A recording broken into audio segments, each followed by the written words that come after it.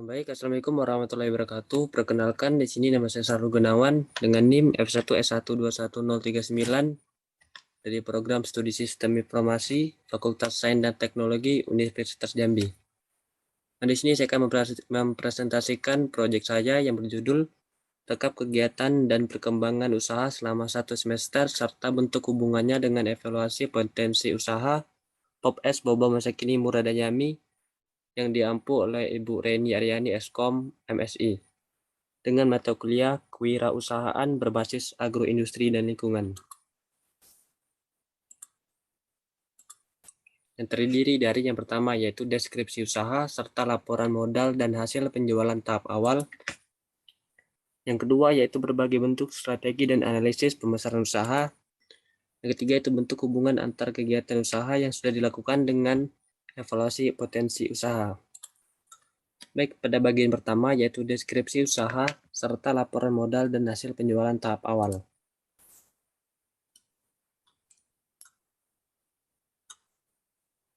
Untuk deskripsi usaha yang pertama yaitu nama usaha POPS Boba Masa Kini Murad Yami. Tempat usaha berupa stand, pemilik usaha yaitu sendiri, dibantu dengan keluarga. Untuk bidang usaha yaitu minuman, untuk jenis produk yaitu POPS Boba. Sasarannya yaitu anak-anak hingga orang dewasa.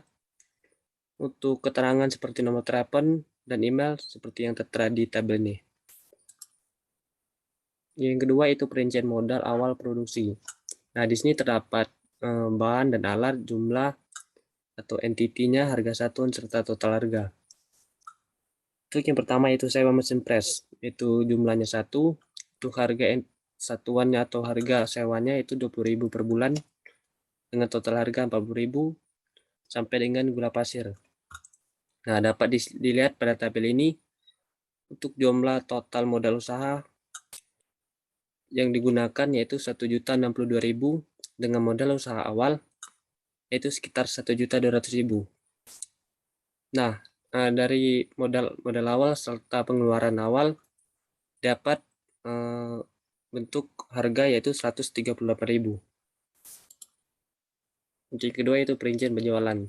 Nah, di sini saya sudah berjualan selama 13 kali, yaitu dari mulai tanggal 19 bulan 2 sampai dengan tanggal 10 bulan 4. Dengan total penjualan yaitu 240 cup.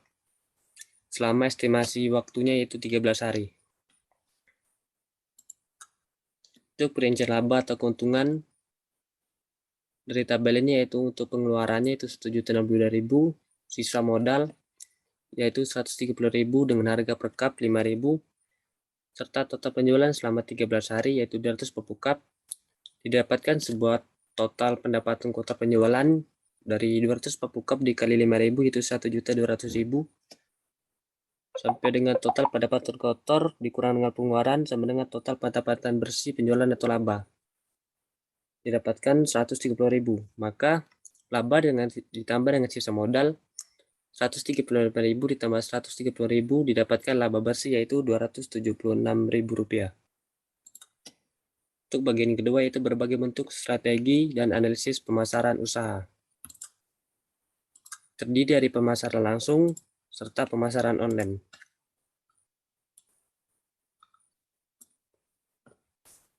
Untuk pemasaran langsung yaitu terdiri dari pemasaran tatap muka.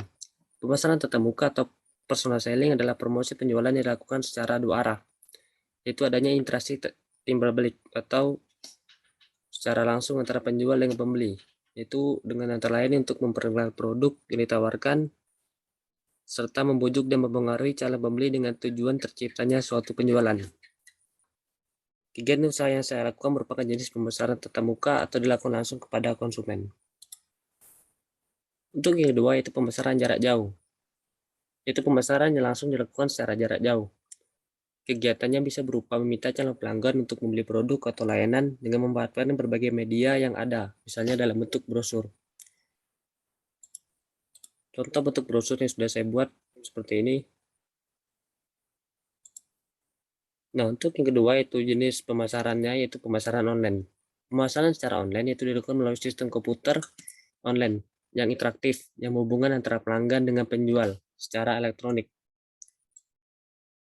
di mana di sini saya memanfaatkan Instagram dan WhatsApp sebagai media pemasaran online dengan membuat story di akun Instagram dan WhatsApp saya pribadi, serta meminta bantuan kepada teman untuk menyebarluaskannya secara massal. Adapun langkah-langkah yang saya lakukan, yang pertama itu membuat poster, yang kedua itu menyebarkan poster melalui media sosial, yang ketiga itu membagikan poster kepada teman-teman. Contoh poster yang sudah saya buat pada proyek sebelumnya yaitu seperti ini. Nah, untuk penyebaran ke poster, ini contohnya.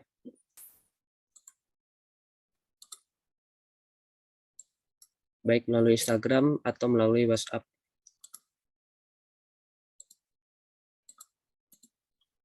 Untuk capai target yang akan diraih, meliputi yang pertama itu segmentasi pasar, penetapan target pasar,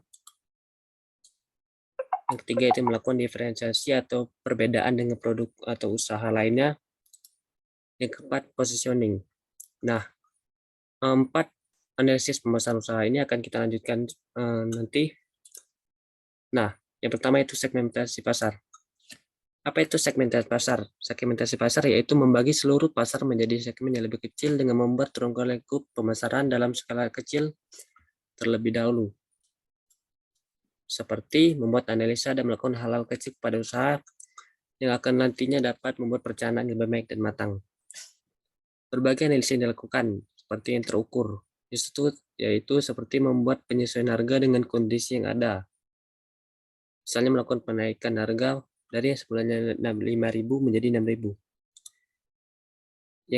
Yang kedua itu aksesibilitas, berhubungan dengan akses orang untuk mengaksesnya, di mana akses pasar itu segmen pasar baik itu dapat dijangkau dengan mudah oleh konsumen. Yang ketiga yaitu substansial.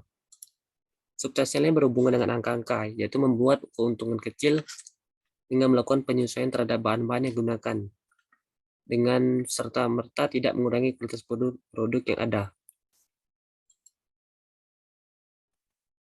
Untuk analisa pemasaran yang kedua itu penetapan target pasar. Wirausahawan yang baik yaitu hendaknya memilih dan menjalankan target pasar dari segmentasi pasar yang telah direncanakan di sebelumnya, di mana dari target pasar yang sebelumnya hanya meliputi mungkin dari warga lingkungan sekitar, berkembang lagi ke masyarakat secara luas. Nah, analisis pemasaran usaha yang ketiga itu melakukan diferensiasi atau perubahan pada produk atau usaha yang kita lakukan. Itu mulai dari varian, rasa, hingga kemasan produk. Misalnya dengan cara berubah tampilan kemasan produk. Contoh yang sudah saya lakukan, dari contoh produk kemasannya hanya polos bening seperti ini menjadi bergambar atau bermotif seperti ini. Yang keempat yaitu yang tak kalah pentingnya itu positioning. Itu penempatan produk yang hendaknya sesuai dengan selera konsumen serta adaptasi terhadap berbagai perubahan lingkungan kemungkinan yang akan terjadi yang dapat mempengaruhi keuntungan usaha. Misalnya dengan cara melakukan penyesuaian topping dan kemasan dengan kondisi konsumen. Nah, di sini saya menyesuaikan dengan kondisi yang ada, yaitu berupa anak-anak, di mana anak-anak ini cenderung menyukai rasa manis dan tampilan kemasannya lucu. Nah, untuk itu saya membuat tampilan kemasannya seperti ini. Yang bagian ketiga itu hubungannya antara kegiatan yang sudah dilakukan serta evaluasi potensi usaha. Untuk mengukur berapa jauh potensi usaha kita, maka kita harus melakukan beberapa kuesioner kualifikasi kewirausahaan. Yang terdiri yang pertama itu kuesioner kualifikasi kewirausahaan.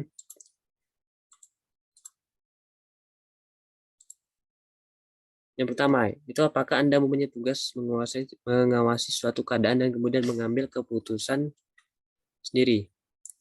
Tentunya sebagai perusahaan, ya, karena sebagai seorang wisatawan, saya mempunyai tanggung jawab penuh terhadap usaha yang saya jalankan atau lakukan. Yang kedua itu apakah Anda menyukai persaingan dalam bisnis yang kompetitif? Tentu menurut saya pribadi tidak, karena saya menyukai adanya persaingan dalam bentuk apapun, dan saya tidak menyukai untuk berbisnis dengan bidang saya minim akan adanya persaingan. Seperti itu. Yang ketiga, apakah Anda mampu memimpin diri sendiri dengan disiplin tinggi? Tentunya ya. karena saya merupakan orang yang disiplin dalam melakukan suatu hal, terlebih lagi jika hal itu berhubungan dengan akademik yang nantinya tentunya menentukan di masa mendatang. Yang keempat, apakah Anda suka merencanakan terlebih dahulu tujuan dan sasaran yang ingin Anda capai dan melaksanakannya dengan konsisten? Tentunya iya, karena saya lebih menyukai pekerjaan yang terstruktur dan planning yang jelas dan matang, guna meminimalisir kerugian di dalam berwirausaha. Yang kelima, apakah Anda dapat mengelola waktu dengan baik dan dengan konsisten menyelesaikan pekerjaan Anda tepat waktu? Tentunya iya, karena saya sangat menghargai waktu yang ada. Karena bagi saya waktu tidak dapat diulang kembali, karena itu hendaknya kita dapat menyelesaikan pekerjaan waktu merupakan kebanggaan kita tersendiri. Yang keenam, setelah membuka usaha, apakah Anda bersedia menurunkan standar kehidupan Anda sampai saat perusahaan Anda membutuhkan penghasilan yang mapan? Ya, karena bagi saya standar kehidupan itu bukanlah tolak ukur wirausaha dapat dikatakan sukses. Saya lebih senang tampil apa adanya walaupun usaha yang saya sukses sekalipun. Yang ketujuh, apakah kesehatan Anda dalam kondisi prima dan mempunyai stamina prima untuk bekerja dalam jam kerja yang lebih lama secara konsisten? Tentunya tidak, karena saya tidak memiliki kondisi yang prima, dikarenakan kondisi kesehatan saya, apalagi jika harus bekerja dalam tentang waktu yang lama, yang tentunya banyak menguras energi dan tenaga serta konsentrasi. Yang kedelapan, bersediakah Anda mengakui kesalahan yang Anda lakukan dan meminta maaf kepada orang lain? Tentunya ya, karena bagi saya mengakui kesalahan yang diperbuat merupakan sikap seorang pemimpin dan leadership, dan meminta maaf bukanlah sesuatu yang buruk dan merupakan suatu keharusan. Yang kesembilan, jika Anda mengalami kegagalan dalam usaha, bersediakah Anda untuk kehilangan segala sesuatu yang Anda miliki? Menurut saya pribadi itu tidak, karena kehilangan merupakan suatu hal yang tidak paling saya sukai, terlebih lagi untuk sesuatu yang berharga bagi kehidupan saya. Yang ke-10, apakah Anda mempunyai ketabahan untuk menghadapi kendala dan stres? Ya, karena segala hambatan dan rintangan di dalam berwirausaha merupakan suatu tantangan yang harus dihadapi dan merupakan bagian dari wirausaha itu sendiri. Yang ke-11, dapatkah Anda beradaptasi dengan cepat terhadap perubahan situasi dan melakukan perubahan bila mana perlu? Tentunya ya, karena kemampuan beradaptasi terhadap perubahan lingkungan bisnis merupakan kunci sukses dari sebuah usaha, agar selalu dapat memberikan produk sesuai dengan permintaan konsumen. Yang ke-12, apakah Anda seorang pemula yang dapat bekerja sendiri, terpisah dengan orang lain? Tidak, karena saya menyukai pekerjaan yang dilakukan secara bersama-sama dan melibatkan orang banyak. Terlebih lagi jika itu merupakan suatu hal yang baru bagi saya. 13, dapatkah Anda mengambil keputusan dengan cepat dan tidak menyesali keputusan buruk yang mungkin Anda putuskan? Tentunya ya, karena sebagai wirausahaan mengambil keputusan cepat merupakan suatu skill yang harus dimiliki. Dan keputusan yang buruk merupakan akibat dari hal tersebut merupakan resiko yang tidak perlu untuk disesali. Yang ke-14, dapatkah Anda menaruh rasa saling percaya dengan orang lain?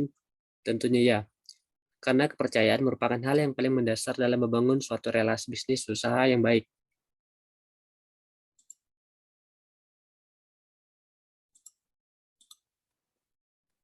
15, tahukah Anda cara memecahkan permasalahan dengan cepat, efektif, dan merasa yakin?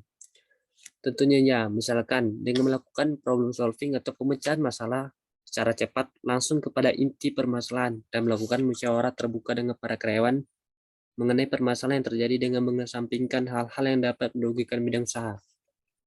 16, dapatkah Anda menjaga sikap positif meski dalam menghadapi kesulitan? Ya, karena sikap yang positif tentunya dapat membawa suasana lingkungan menjadi lebih baik dan positif, meski dalam kondisi sulit apapun. 17, apakah Anda komunikator yang baik dan dapatkah Anda menerangkan ide Anda kepada yang lain dengan kata yang dapat mereka pahami? Tentunya ya, karena kemampuan berkomunikasi di depan orang banyak merupakan salah satu skill yang saya miliki, dan tentunya dengan bahasa yang mereka mudah pahami. Untuk menghitung skor kuesioner dari pertanyaan tersebut, dapat digunakan beberapa rumus seperti yang ini. Untuk jumlah jawaban ya dikali dengan faktor beban negatif itu sama dengan skor. Nah, dari tadi didapatkan 13 jawaban ya dan 4 jawaban tidak. Maka 13 jawaban ya dikali 1,2 itu sekitar 17. Dengan catatan bahwa skor dikurang daripada 14 menunjukkan bahwa profil yang sesuai untuk seorang wirausahaan yang sukses. Nah, dapat dikatakan bahwa saya sudah memenuhi profil usaha wirausahawan yang sukses. Untuk per 2, yaitu kuesioner tentang kecakapan. Yang pertama, dapatkah Anda menyebutkan sekurang-kurangnya 10 kecakapan yang akan menjadi penentu keberhasilan usaha Anda?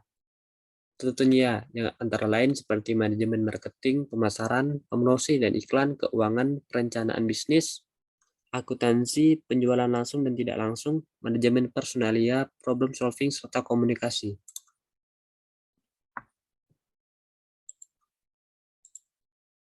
Yang kedua, bagaimana Anda menyusun urutan tingkat kecakapan Anda dalam setiap bidang dan kalian seperti tinggi, sedang, dan rendah.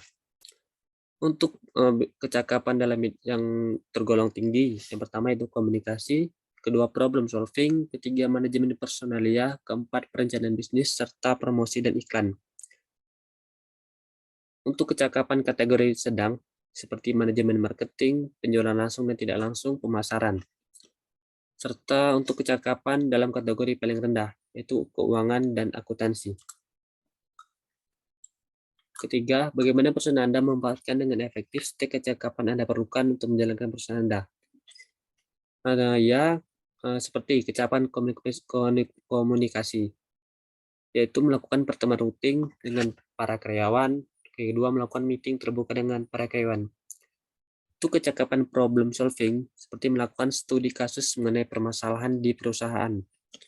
Ketiga, itu kecakapan manajemen personalia, yaitu memberikan job description yang jelas pada setiap para karyawan. Untuk kecakapan perencanaan bisnis, seperti membuat struktur perusahaan dan planning ke depannya untuk dilakukan dan diterapkan oleh para karyawan. Untuk kecakapan promosi dan iklan, yaitu melakukan training sales marketing kepada para karyawan.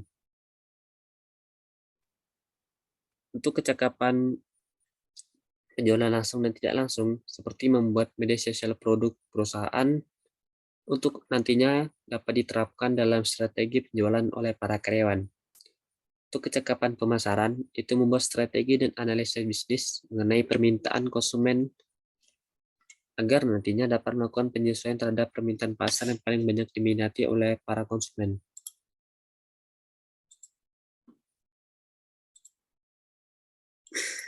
Kecakapan keuangan, seperti melakukan penyesuaian harga jual dengan biaya produksi agar perusahaan tidak mengalami kerugian dan keuntungan pendapatan tetap terjaga.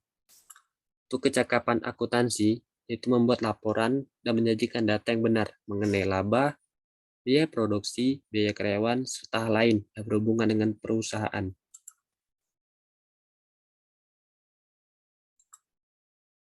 Yang keempat, itu dapatkah Anda membuat daftar yang menyebutkan sekurang-kurangnya 5 alasan yang mendorong Anda ingin menjadi wirausahawan dan memulai usaha. Ya, yang pertama yaitu ingin memiliki sumber penghasilan yang jelas dan lebih besar. Yang kedua, ingin hidup mandiri dan tidak selalu bergantung kepada orang lain. Yang ketiga, ingin memanfaatkan modal yang ada dengan menjadi wirausahaan. Keempat, ingin mewujudkan ide dan kreativitas. Yang kelima, yaitu ingin membantu banyak orang karena dapat membuka mata pencarian orang banyak.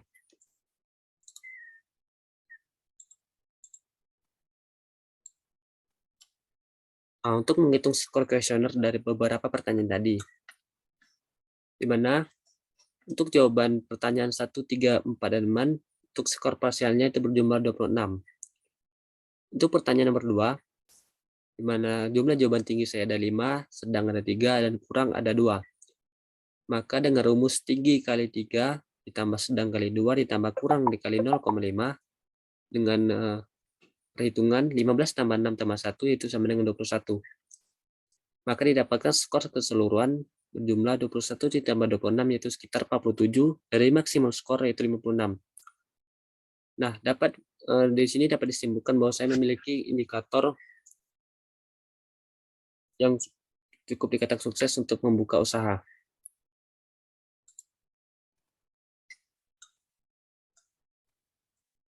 Dengan catatan di sini bahwa skor kurang daripada 40 dapat menjadi indikator bahwa pemberi jawaban usaha atau kuesioner tersebut tidak memiliki kualifikasi untuk memulai usaha. Untuk part 3, yaitu kuesioner tentang keberhasilan.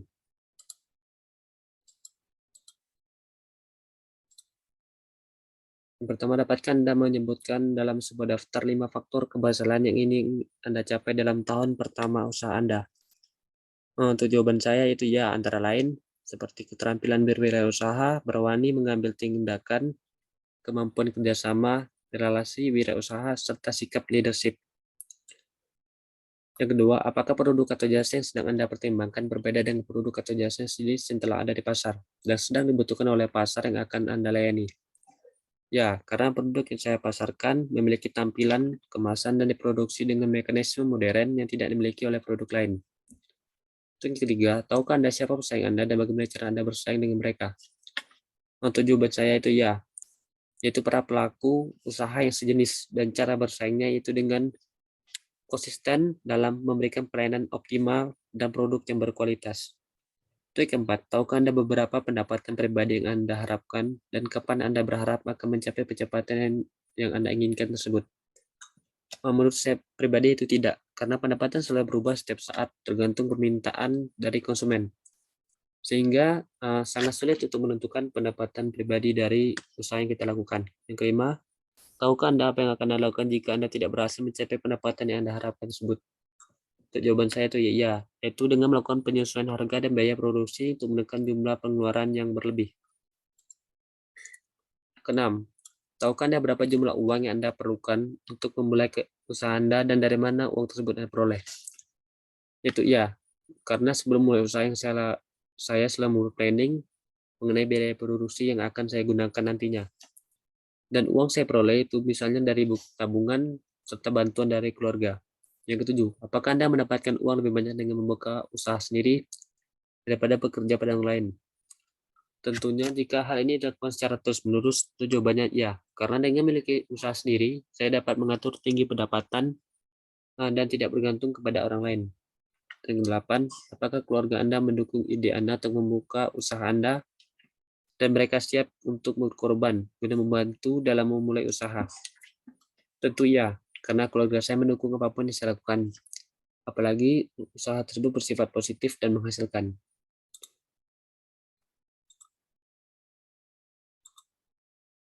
Untuk menghitung skor kuesioner dari beberapa pertanyaan tersebut, digunakan sebuah rumus, yaitu jumlah jawabannya dikali dengan faktor beban relatif. Nah, dari pertanyaan tadi terdapat 7 jawabannya dengan faktor beban relatif yaitu 4,0. Dari 7 dikali 4 yaitu sama dengan 28. Maka didapatkan skor ke nilai keseluruhan yaitu 28. Dengan catatan, skor di bawah kurang atau kurang daripada 20 menunjukkan bahwa pemberi jawaban tidak mempunyai profil yang sesuai dengan profil usahawan yang sukses. Maka didapatkan kesimpulan bahwa saya memiliki indikator sebagai profil usahawan yang sukses.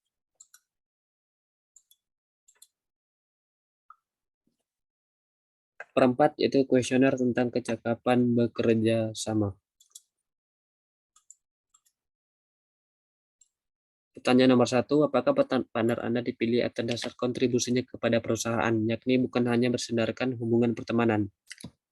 Untuk jawaban ya, karena saya memilih partner berdasarkan kinerjanya terhadap usaha yang saya lakukan, bukan berdasarkan hubungan pertemanan.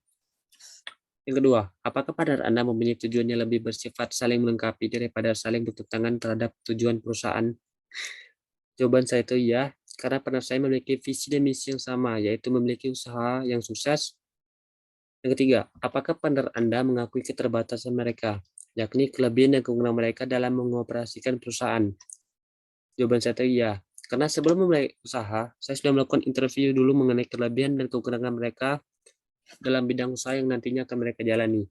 Yang keempat, apakah Anda mengetahui kualifikasi kecakapan dan keahlian, serta potensi semua partner Anda? Tentu tidak, karena kecakapan dan keahlian mereka tidak menonjol. Dan setiap orang memiliki keterbukaan yang berbeda antara satu sama lain. Nah, sehingga sangat sulit untuk mengetahui keahlian mereka dalam waktu yang dekat. Yang kelima, apakah pengambilan keputusan dan tanggung jawab fungsional didefinisikan dengan jelas dan dapat diterima oleh setiap vendor Anda? Tentunya iya, karena setiap orang memiliki job description masing-masing, sehingga setiap pengambilan keputusan dapat diterima dengan baik oleh setiap para karyawan. Yang keenam, jika seseorang di antara Anda gagal dalam melaksanakan sesuatu yang diharapkan oleh partner yang lain, adakah mekanisme pindah tugas ke tempat yang lebih sesuai? Menurut saya pribadi itu tidak, Karena setiap orang pasti pernah mengalami kegagalan. Dan setiap orang punya kesempatan kedua untuk memperbaiki kesalahan yang mereka perbuat di dalam bidang usaha. Untuk pertanyaan ketujuh, apa yang Anda lakukan jika salah seorang di antara partner Anda memutuskan untuk berpisah atau meninggal dunia? Seperti yang saya lakukan yaitu melakukan perombakan kepada para karyawan. Untuk menghitung skor kuesioner dari beberapa pertanyaan tersebut, menggunakan sebuah rumus yaitu jumlah jawabannya dikali dengan faktor beban relatif, di mana dari beberapa pertanyaan tadi didapatkan jumlah jawabannya itu berjumlah 5, dikali dengan faktor beban relatif yaitu 2,0, maka sama dengan 10.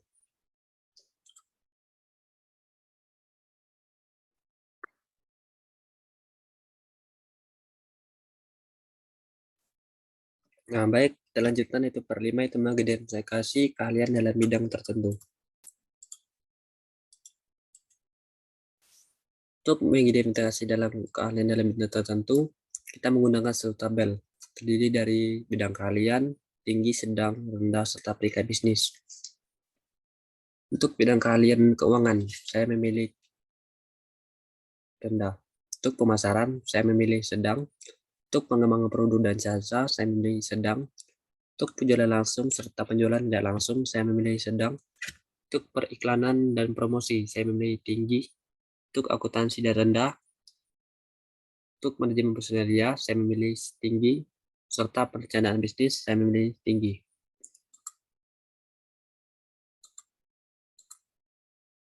Lalu, untuk menghitung skor lembar kerja, dengan menggunakan rumus tinggi dikali 3 plus sedang dikali 2 plus kurang dikali 0,5. Berdasarkan jawaban saya tadi, terdapat 2 tinggi, 4 sedang, serta 2 kurang. Maka 2 dikali 3 ditambah 4 dikali 2 ditambah 2 dikali 0,5. Itu berjumlah 6 ditambah 8 ditambah 1 berjumlah dengan 15. Dengan catatan di sini bahwa skor tertinggi yang dapat dicapai itu terdiri dari 8 tinggi atau sekitar 8 kali 3 itu 24 poin.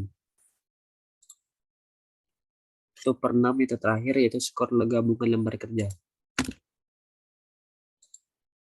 Skor gabungan lembar kerja ini kita membuat tabel terdiri dari kuesioner, kemungkinan skor tertinggi, skor Anda, dan skor dalam proses. Nah, untuk kuesioner di sini ada sekitar 5 kuesioner. Yang pertama itu kuesioner kualifikasi. Kemungkinan skor tertinggi itu 20, sementara saya mendapatkan skor 17. Dengan catatan di sini untuk mendapatkan skor persen, maka bagilah skor Anda dengan kemungkinan skor tertinggi. Maka 17 dibagi dengan 20 dikali dengan 100 yaitu sekitar 85%. Untuk kuesioner kecakapan diri yaitu kemungkinan skor tertinggi 56, skor yang saya dapatkan tadi yaitu 47. Maka 47 dibagi dengan 56 dikali 100 yaitu 83,9%. Untuk kuesioner keberhasilan dengan kemungkinan skor tertinggi 32, sementara saya mendapatkan skor 28. Maka 28 dibagi 32 dikali dengan 100, maka skor dalam persen yaitu 87,5%. Untuk kuesioner kerjasama dengan kemungkinan skor tertinggi 14, sementara saya mendapatkan skor yaitu 10. Maka 10 dibagi dengan 14 dikali 100 yaitu 71,4%. Sementara untuk lembar kerja kalian dengan kemungkinan skor tertinggi tadi yaitu 24, sementara saya mendapatkan skor yaitu sekitar 15. Maka skor dalam persen yaitu 62,5%. Nah, di sini kemungkinan skor tertinggi yaitu berjumlah 146. Sementara saya mendapatkan sekitar 117.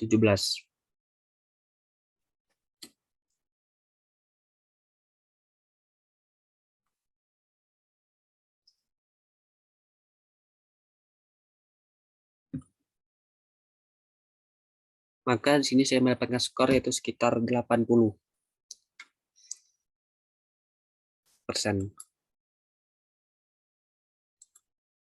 Nah, untuk kesimpulan.